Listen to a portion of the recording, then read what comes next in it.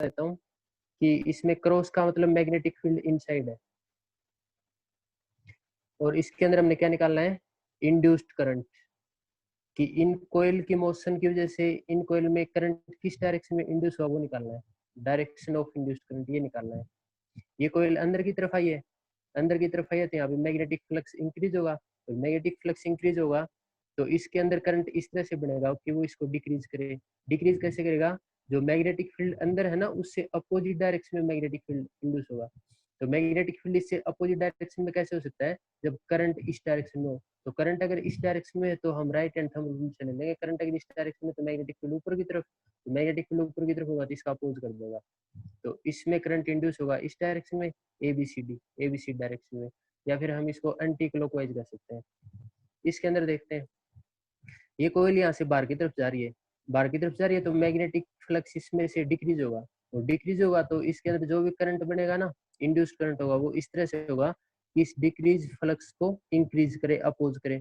Oppose कैसे कर सकता है, ये मैग्नेटिक फील्ड इनसाइड है और ये कोयल बाहर की तरफ जाएगी तो उसमें कम होगा, और कम होगा तो उसका पोजीशन कैसे करें, ज्यादा करके। और ज्यादा कैसे हो सकता है, जब इस कोयल का मैग्नेटिक फील्ड भी अंदर की तरफ हो, और अंदर की तरफ कैसे हो सकता है, अंदर की तरफ तो ये होगा, तो राइट हैंड थंब से अंदर की तरफ करेंगे तो ये डायरेक्शन इस तरह से हो जाएगी कि करंट की डायरेक्शन इस तरह से होगी। तो मैग्नेटिक फील्ड अगर इस कोयल के जैसे अंदर की तरफ होगा तो करंट की डायरेक्शन ये हो जाएगी। ये कौन सी डायरेक्शन है, ACB, या फिर इसको हम कह सकते हैं क्लॉकवाइज डायरेक्शन। तो यहाँ पे डायरेक्शन ACB।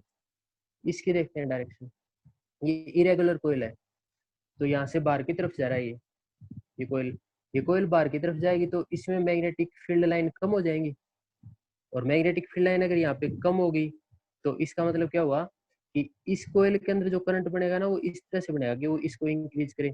और इसको इंक्रीज कैसे कर सकता है, पहले मैग्नेटिक फील्ड अंदर की तरफ है तो अब भी अंदर की तरफ होना चाहिए, तो इस कोयल में जो करंट बनेगा उसकी वजह से मैग्नेटिक फील्ड अंदर की तरफ, तो मैग्नेटिक फील्ड अंदर की तरफ तो ये थंब है, ये थंब अगर अंदर की तरफ है तो करंट की डायरेक्शन ये होगी, तो करंट की डायरेक्शन ये है, तो करंट की डायरेक्शन फिर ये होगी। ये कौन सी डायरेक्शन है, A B C D direction, या फिर इसको क्लॉकवाइज कर सकते हैं। तो इसकी डायरेक्शन आ गई हमारे पास ABCD। ठीक है, इसकी देखते हैं डायरेक्शन। इसकी डायरेक्शन बुक में गलत दे रखी है, जो नोट किया था ना तुमने वो गलत है, अब देखते हैं क्या ठीक है।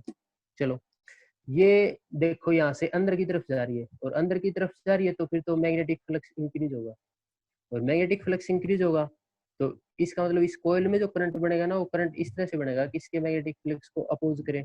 अपोज कैसे कर सकता है, पहले से मैग्नेटिक फील्ड अंदर की तरफ है तो बाहर की तरफ होना चाहिए तो ये अपोज कर सकता है, तो बाहर की तरफ तो डायरेक्शन ये होगी, और बाहर की तरफ अगर डायरेक्शन ये है तो फिर करंट की डायरेक्शन तो ये होगी, तो करंट की डायरेक्शन ये होगी, तो करंट की डायरेक्शन ये होगी, और ये डायरेक्शन कौन सी है, ADCB।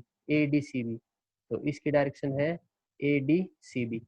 लेकिन जो तुमने नोट किया वो गलत था, ABCD था ना, वो उल्टा नहीं था, ये डायरेक्शन बनेगी, ये वाली डायरेक्शन। तो इसकी डायरेक्शन ये बनेगी और इसकी डायरेक्शन ये। तो इस तरह से करंट इंड्यूस होगा। इनमें देख लेते हैं, ये चेंज कर लेना नोटबुक के अंदर। देखो,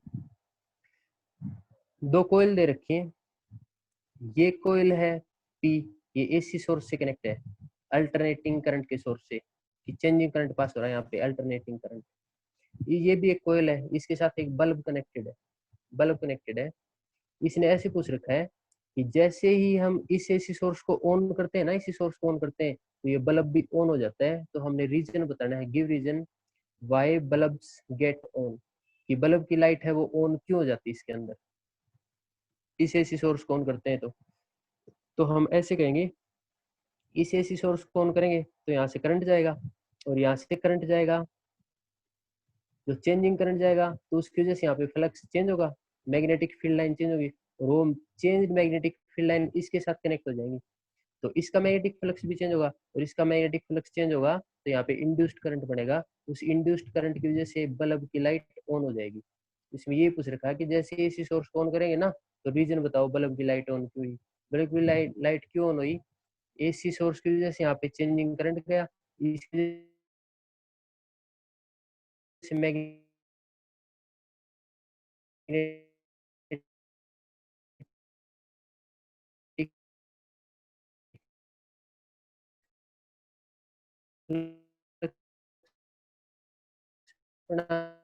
उस इंड्यूस्ड करंट की वजह से bulb B gets dimmer if the coil Q, ये कॉइल क्यू है, ये कॉइल पी है, if the coil Q move towards the left, तो लेफ्ट इस साइड है ना, तो एक कॉइल क्यू अगर लेफ्ट साइड चली जाती है ना तो बल्ब की लाइट डिम हो जाती है, ऐसा क्यों हुआ देख लेते हैं।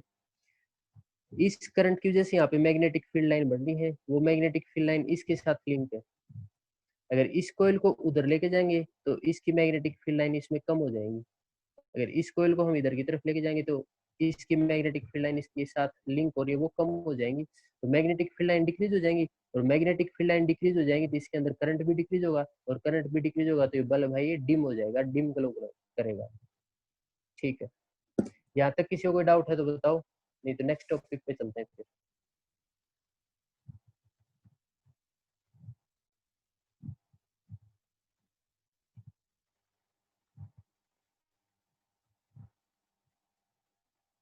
ओके, नेक्स्ट टॉपिक करते हैं स्टार्ट।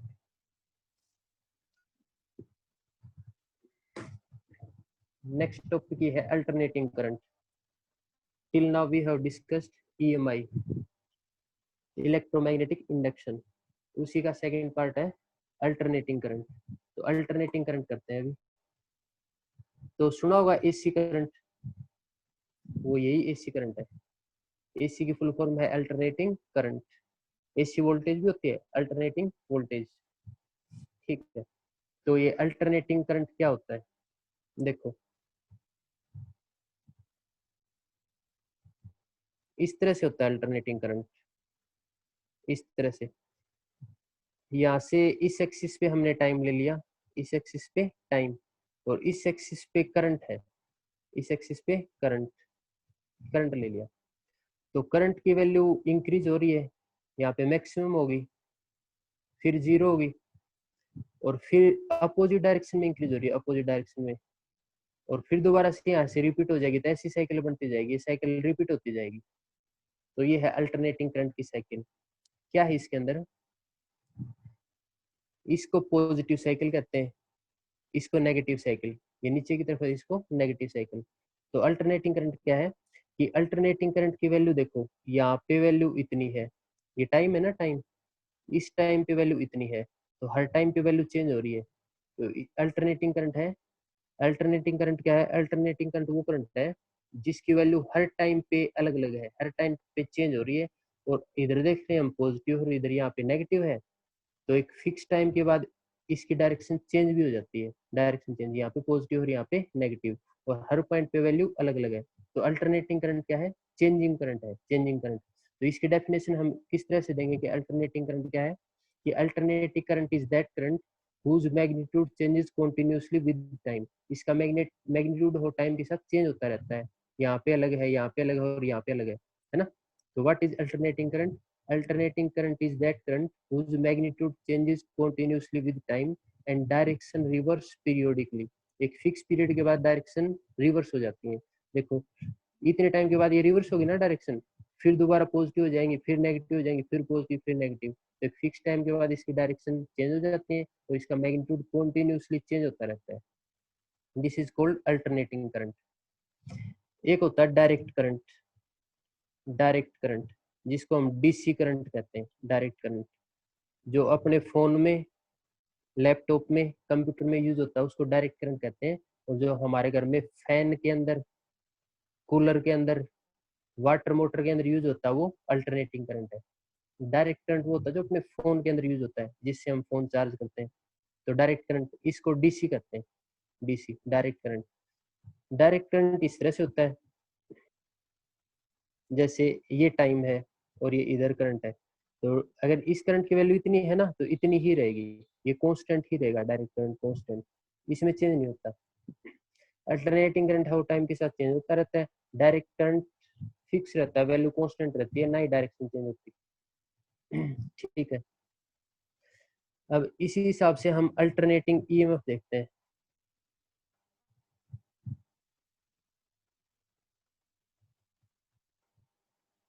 अल्टरनेटिंग ईएमएफ, ईएमएफ का मतलब ये वोल्टेज ही है, इलेक्ट्रोमोटिव फोर्स। तो अल्टरनेटिंग ईएमएफ का फॉर्मूला ये है, E is equal to E note sine omega T, E is equal to E note sine omega T. Alternating EMF का ग्राफ भी इसी तरह से बनेगा, अल्टरनेटिंग ईएमएफ का ग्राफ भी इसी तरह से बनेगा सेम। यहाँ पे हमने ईएमएफ ले ली और यहाँ पे ले लिया टाइम, तो ये ईएमएफ भी चेंज हो रही है टाइम के साथ, ये मैक्सिमम होगी, फिर कम हो रही है, फिर जीरो होगी, फिर अपोजिट डायरेक्शन में इंक्रीज हो रही है, तो ईएमएफ भी इस तरह से होगी। इसके अंदर ये है इंस्टेंटेनियस ईएमएफ, इसके अंदर ई क्या है, instantaneous EMF, instantaneous EMF, instantaneous का मतलब एट एवरी इंस्टेंट। ये वो ईएमएफ है जो हर इंस्टेंट पे हमें बताएगी वैल्यू कितनी है। हर इंस्टेंट का मतलब इस टाइम पे भी बताएगी, इस टाइम पे भी, इस टाइम पे भी, हर टाइम पे। तो मान लो टाइम ये है तो यहाँ पे टी की वैल्यू पुट कर दो, मान लो टाइम ज्यादा हो गया तो टी की वैल्यू फिर पुट कर दो। तो ये क्या है, instantaneous EMF, EMF at every instant. इसमें ई नोट क्या है, ये एम्पलीट्यूड है ईएमएफ का, एम्पलीट्यूड। एम्पलीट्यूड का मतलब ये मैक्सिमम वैल्यू, ये मैक्सिमम वैल्यू, इसको एम्पलीट्यूड कहते हैं। और इसी मैक्सिमम वैल्यू की यहाँ पे ई नोट से रिप्रेजेंट कर रखा है। तो ईएमएफ का मैग्नीट्यूड है, ईएमएफ का ये एम्पलीट्यूड है। तो ये पीक वैल्यू कह देते हैं इसको कि मैक्सिमम ईएमएफ कितनी है, तो ये एम्पलीट्यूड है। तो इसके अंदर जो ई नोट है इसको हम कह सकते हैं एम्पलीट्यूड ऑफ ईएमएफ, या फिर इसको कहते हैं पीक, या फिर maximum value of EMF. EMF की ये मैक्सिमम वैल्यू है कि ज्यादा से ज्यादा वैल्यू कितनी हो सकती है। और ये क्या बताता है, ये बताता है कि जैसे हर पॉइंट पे वैल्यू चेंज हो रही है ना, तो किसी भी पॉइंट पे किसी भी टाइम पे वैल्यू क्या है, तो ये है इंस्टेंटेनियस ईएमएफ, और ये पीक और मैक्सिमम वैल्यू ऑफ ईएमएफ, या फिर एम्पलीट्यूड ऑफ ईएमएफ, इसको एम्पलीट्यूड भी कहते हैं। ठीक है, जिस तरह से हमने इंस्टेंटेनियस ईएमएफ लिखी, इसी तरह से इंस्टेंटेनियस करंट भी बना सकते हैं।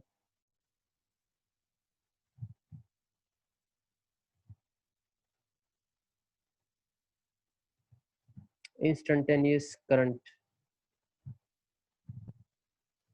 तो करंट कैसे बनाएं, करंट तो होता है ईएमएफ अपॉन में रेजिस्टेंस, करंट तो होता है ईएमएफ अपॉन में रेजिस्टेंस।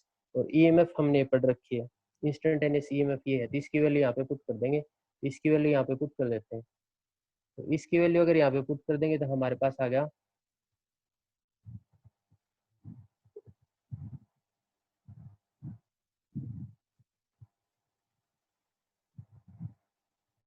इसकी वैल्यू पुट कर लेते हैं, E note sine omega T upon R, इतना आ गया। इसके अंदर जो ई नोट बाई आर है ना, ये मैक्सिमम वैल्यू ऑफ ईएमएफ थी, अपॉन में आर है, इसको हम आई नोट लिख सकते हैं, क्योंकि ईएमएफ अपॉन में रेजिस्टेंस तो करंट होता है, तो ये मैक्सिमम ईएमएफ है, तो ये मैक्सिमम करंट को रिप्रेजेंट करेगा। तो ऐसे बन गया साइन ओमेगा टी। तो इंस्टेंटेनियस करंट का ये फॉर्मूला बन गया, इंस्टेंटेनियस करंट का फॉर्मूला है I equal to I nought sine omega T. इसके अंदर ये है इंस्टेंटेनियस करंट, इंस्टेंटेनियस करंट, और ये क्या है, मैक्सिमम करंट या फिर पीक करंट, पीक करंट या फिर मैक्सिमम करंट। इसको ग्राफ में कैसे रिप्रेजेंट करेंगे, ग्राफ में इसी तरह से करेंगे जैसे हमने ये ग्राफ देखा था ना, इसके अंदर ये तो मैक्सिमम करंट है, तो मैक्सिमम करंट है, इसको हम आई नोट से रिप्रेजेंट कर सकते हैं, I nought, this is amplitude of current, या फिर पीक वैल्यू ऑफ करंट और मैक्सिमम करंट। जितना ऊपर होता है उतना ही नीचे की तरफ होता है, तो ये भी वैल्यू सेम ही है, सेम। ठीक है, तो अब तक जो हमने पढ़ा उसमें हमने एक तो डेफिनेशन याद रखनी है, what is alternating current, it is that current whose magnitude changes continuously and direction reverse periodically। इसका मैग्नीट्यूड कंटिन्यूसली चेंज होता रहता है और इसकी डायरेक्शन एक पीरियड के बाद चेंज हो जाती है, रिवर्स हो जाती है। इसके बाद हमने यह याद रखना है कि इंस्टेंटेनियस ईएमएफ का फॉर्मूला ये है, E equal to E note sine omega T. ये ई नोट क्या है, एम्पलीट्यूड ऑफ ईएमएफ और पीक, पीक का मतलब मैक्सिमम में होता है, तो मैक्सिमम वैल्यू। ऐसे इंस्टेंटेनियस करंट, तो इंस्टेंटेनियस का करंट का फॉर्मूला हमने यहाँ से बना लिया, इंस्टेंटेनियस ईएमएफ अपॉन में रेजिस्टेंस। तो इसकी जगह हमने आई नोट रख दिया, तो आई नोट का फॉर्मूला भी याद होना चाहिए, क्या है, क्या है आई नोट का formula, I naught is equal to E naught by R. तो यहाँ से बना लेंगे ई नोट बाई आर, ये फॉर्मूला है instant peak value of current का। ठीक है, इससे आगे बढ़ते हैं। तो इससे आगे हम ये पढ़ेंगे कि इस तरह से ये साइकिल है, तो एक साइकिल कंप्लीट होने में जो भी टाइम लगता है उसको टाइम पीरियड कहते हैं। करंट की जो भी या फिर ईएमएफ की जो भी मैक्सिमम वैल्यू है इसको एम्पलीट्यूड कहते हैं, और इसकी फ्रीक्वेंसी क्या होती है, सारी चीजें पढ़ेंगे।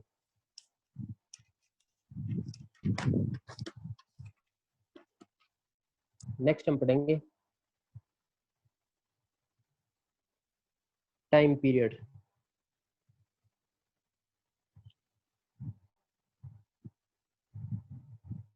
तो टाइम पीरियड क्या है?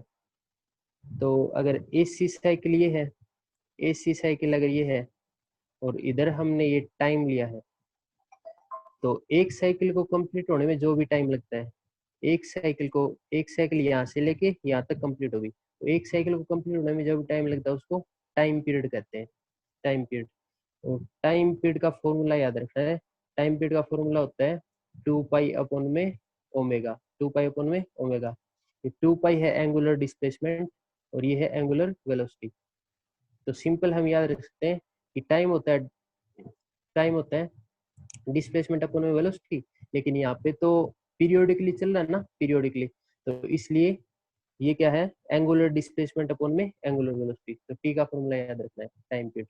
It is a time taken by complete cycle और it is a time taken by alternating current to complete one cycle. इसी हिसाब से फ्रीक्वेंसी निकालेंगे। फ्रीक्वेंसी, तो फ्रीक्वेंसी अगर हम निकालेंगे तो फ्रीक्वेंसी होता है नंबर ऑफ साइकिल कंप्लीटेड पर सेकंड। तो फ्रीक्वेंसी को स्मॉल एफ से डिनोट करते हैं और फ्रीक्वेंसी का फॉर्मूला होता है 1/t। टाइम पीरियड के अपोजिट होता है 1/t।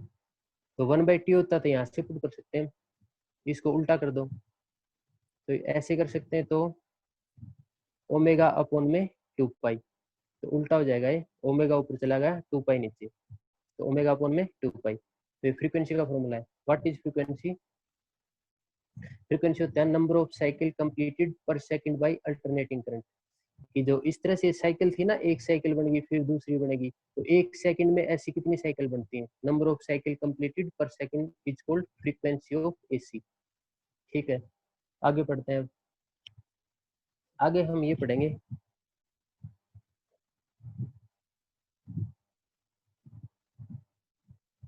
Average value of AC. Average value of AC over A complete cycle, over A complete cycle. तो कंप्लीट साइकिल देखो ये होती है, कंप्लीट साइकिल ये होती है, यहाँ तक साइकिल कंप्लीट होगी तो एसी की एवरेज वैल्यू निकालनी है, एवरेज वैल्यू। तो देखो जितनी वैल्यू ऊपर होती है ना उतनी वैल्यू ही नीचे होती है, जितनी वैल्यू ऊपर होती है उतनी नीचे, तो इन दोनों को हम ऐड करेंगे, ये पॉजिटिव है नेगेटिव है, तो कंप्लीट साइकिल की तो एसी की एवरेज वैल्यू हो 0 हो जाएगी। तो एवरेज वैल्यू कंप्लीट साइकिल कितनी हो जाएगी एसी की, एवरेज एसी और ए कंप्लीट साइकिल 0 होता है। एवरेज वैल्यू एसी और ए कंप्लीट साइकिल, तो कंप्लीट साइकिल की एवरेज वैल्यू 0 होती है। क्यों होती है? क्योंकि जितना पॉजिटिव होता है उतना ही नेगेटिव होता है, ऐड करेंगे तो 0। तो इसको हम मैथमेटिकली प्रूव करने जा रहे हैं। ये तो हमने सिंपल देख लिया कि भी जितना ऊपर है उतना नीचे, तो 0 हो जाएगी। मैथमेटिकली प्रूव करेंगे इसको।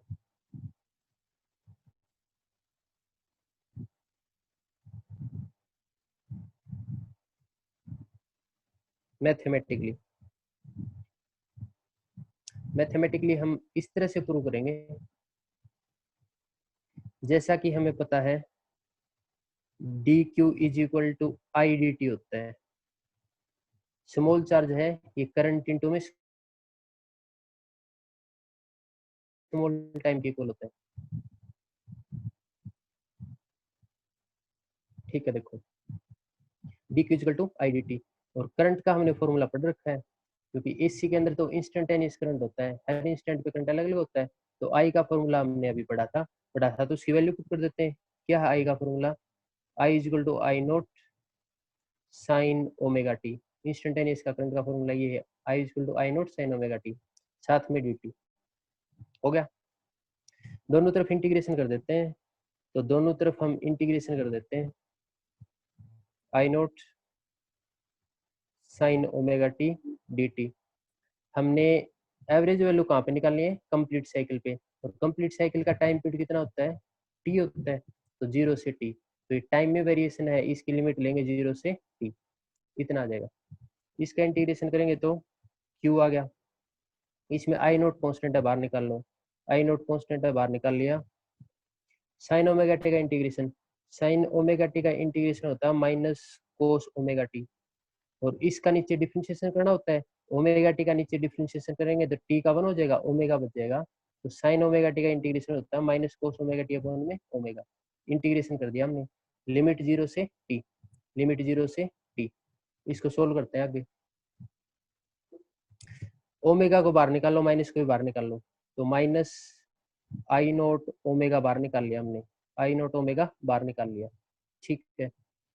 वैल्यू पुट कर देते हैं, तो कोस ओमेगा टी अंदर बच गया, माइनस और ओमेगा तो बाहर निकाल लिया, तो ये टी की वैल्यू एक बार यहाँ पे पुट करेंगे, फिर ये 0 की वैल्यू यहाँ पे पुट करेंगे, तो पुट कर लेते हैं कोस ओमेगा, इस टी की जगह ये वैल्यू पुट करो तो इतना आ गया, और इस टी की जगह ये वैल्यू पुट करेंगे तो कोस 0 आ जाएगा, तो यहाँ से कोस 0 आएगा, कोस 0। अब आगे देखते हैं, हमने देखा कि ये कितना आया, माइनस आई नोट ओमेगा, यह है कोस ओमेगा टी, कोस ओमेगा टी, ओमेगा की वैल्यू कितनी है, हमने अभी पढ़ी थी 2 पाई अपॉन में टी, 2 पाई अपॉन में टी, टाइम पीरियड का फॉर्मूला था ना, उससे निकाल लेंगे ओमेगा की वैल्यू 2 पाई अपॉन में टी। यहाँ पे टी पहले से है, ये क्या है कोस 0, ये है कोस 0, इतना आ गया, ठीक है। आगे सोल्व करते हैं, minus I note by omega पहले से है, यहाँ पे देख लेते हैं, टी से टी कैंसिल हो गया, कोस 2 पाई, 2 पाई का मतलब 360, कोस 360 की वैल्यू होती है 1, कोस 360 की वैल्यू 1, कोस 0 की वैल्यू भी होती है 1, तो इतना आ गया, 1 में से 1 जाएगा तो 0, तो इसका मल्टीप्लाई करेंगे तो 0, तो कितना चार्ज आ गया हमारे पास 0। हमने निकालना क्या है, एवरेज वैल्यू ऑफ एसी, और एवरेज वैल्यू ऑफ एसी निकालनी है तो अभी निकाल देते हैं। तो इसकी एवरेज वैल्यू निकालनी है तो कैसे आएगी, टोटल चार्ज अपॉन में टोटल टाइम पीरियड, तो टोटल चार्ज हमने अभी निकाला 0 आया, और ये टाइम पीरियड, तो आंसर क्या आ गया 0। तो एसी की एवरेज वैल्यू कंप्लीट साइकिल पे क्या होती है, 0 होती है, तो ये प्रूव करना था हमने, average value of AC over A complete cycle is 0, क्योंकि इसकी जितनी साइकिल ऊपर होती है उतनी नीचे होती है, इसको ऐड करेंगे कंप्लीट साइकिल को तो 0 आंसर आएगा। तो इसलिए कभी भी हम एसी की कंप्लीट साइकिल की एवरेज वैल्यू नहीं निकालेंगे, किसकी निकालेंगे, हाफ साइकिल की, क्योंकि कंप्लीट साइकिल की तो हमेशा 0 ही आएगी। तो अब इसकी हाफ साइकिल की निकालते हैं,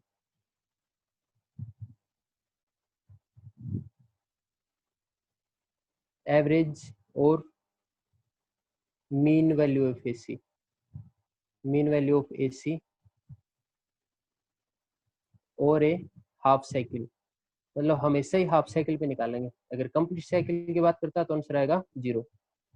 एवरेज वैल्यू ऑफ एसी और ए हाफ साइकिल, तो इसकी हम डेफिनेशन किस तरह से बताएंगे कि इसकी मीन या एवरेज वैल्यू हम कैसे निकालेंगे, तो इसकी डेफिनेशन हम इस तरह से बताएंगे, व्हाट इज एवरेज और mean value of AC, it is defined as the value of direct current, कि इसको हम डायरेक्ट करंट से कंपेयर करके बताते हैं। डायरेक्ट करंट कौन सा होता है, हमने देखा था कि एक अल्टरनेटिंग करंट था और एक डायरेक्ट करंट था, कि उसका एम्पलीट्यूड टाइम के साथ चेंज नहीं हो रहा था और डायरेक्शन भी चेंज नहीं हो रही थी। तो डायरेक्ट करंट से कंपेयर करके बताते हैं कि एवरेज या फिर मीन वैल्यू ऑफ एसी क्या होती है, तो इसकी डेफिनेशन हम उससे कंपेयर करके बताएंगे। कैसे बताएंगे, it is defined as the value of direct current which sends the same charge in the circuit in the same time as is sent by given alternating current in half time period। ये ऐसे कर रहा है कि average value of AC उस direct current के equal है जो direct current same amount of charge sent करता है, जितने टाइम में डीसी करंट चार्ज सेंड करता है उतना ही charge AC current half time में सेंड करता है, क्योंकि हमने किस पे निकालनी है, हाफ साइकिल पे निकालनी है एसी की एवरेज वैल्यू। क्योंकि कंप्लीट साइकिल पे जीरो आएगी। तो हम किस तरह से बताएंगे कि एसी की एवरेज वैल्यू उस डायरेक्ट करंट के इक्वल है जो direct current same amount of charge pass करता है जितना चार्ज एसी हाफ टाइम में पास करता है, हाफ टाइम में। तो दोबारा सुन लो, it is defined as that value of direct current which sends the same charge in circuit in the same time as is sent by given alternating current in half time, उसके equal है। चलो फिर इसको solve कर लेते हैं हम। Solve कैसे करें, एवरेज वैल्यू निकालनी है, और एवरेज वैल्यू निकालने तो इसी तरीके से निकालेंगे कि एवरेज वैल्यू होता है चार्ज बाई टाइम। तो चार्ज निकाल लें, और चार्ज निकालेंगे तो तरीका यही है चार्ज निकालने का, D Q equal to I D T. हमने अभी सोल्व किया ना, वही सोल्व करना, बस लिमिट चेंज कर देंगे। क्या लिमिट चेंज कर देंगे, अभी हम कंप्लीट टाइम पे निकाल रहे थे तो जीरो से टी पे निकाल रहे थे, अब हम कंप्लीट टाइम पे नहीं निकालेंगे, हाफ पे, तो जीरो से टी बाई टू पे। तो लिमिट जीरो से टी बाई टू लेंगे, बाकी सारा एज इट इज कर लेते हैं इंटीग्रेशन। आई की वैल्यू I nought sine omega T D T time zero से टी बाई टू। ठीक, आगे सोल्व करते हैं। आई नोट कॉन्स्टेंट बाहर निकालो, साइन ओमेगा टी का इंटीग्रेशन कोस ओमेगा टी अपॉन में ओमेगा, लिमिट पुट करो जीरो से T by to. Minus omega को बाहर निकाल लो, माइनस को बाहर निकाल लिया, ओमेगा को भी बाहर निकाल लिया। पहले ऊपर वाली लिमिट पुट करेंगे फिर नीचे वाली, कोस ओमेगा टी की जगह ऊपर वाली लिमिट पुट करो टी बाई टू, फिर यहाँ पे नीचे वाली लिमिट पुट करेंगे तो कोस जीरो, इतना आ गया। ठीक है, I note by omega cos omega की वैल्यू क्या होती है, टू पाई अपॉन में टी, पहले से क्या है T by two, cos zero की वैल्यू वन। ठीक है, minus I note by omega, T से टी कैंसिल, टू से टू कैंसिल, कोस पाई बच गया, और कोस पाई की वैल्यू कितनी होती है माइनस वन। टू से टू कैंसिल, टी से टी कैंसिल, कोस पाई का मतलब कोस 180, कोस 180 की वैल्यू माइनस वन, इधर से ये भी माइनस वन, ये माइनस टू हो गया, माइनस टू की इससे मल्टीप्लाई कर दो, प्लस हो गया, तो प्लस का two I note by omega, इतना आ गया। ठीक है, क्या आ गया हमारे पास, ये डी क्यू था, दोनों तरफ इंटीग्रेशन करेंगे, इंटीग्रेशन करेंगे तो क्यू की वैल्यू आ गया हमारे पास, ये चार्ज आ गया, तो हमारे पास चार्ज इतना आ गया। इसमें अगर हम ये आई नोट के साथ में टू था, इसमें अगर ओमेगा की वैल्यू पुट कर दें टू पाई अपॉन में टी, ओमेगा की वैल्यू पुट कर दें टू पाई अपॉन में टी, तो टू से टू कैंसिल और टी ऊपर चला जाएगा, तो इसको हम ऐसे लिख सकते हैं, टू से टू कैंसिल और टी ऊपर चला गया, टी ऊपर और नीचे रह गया, नीचे पाई, इतना बच गया। यह आ गया हमारे पास चार्ज। निकालना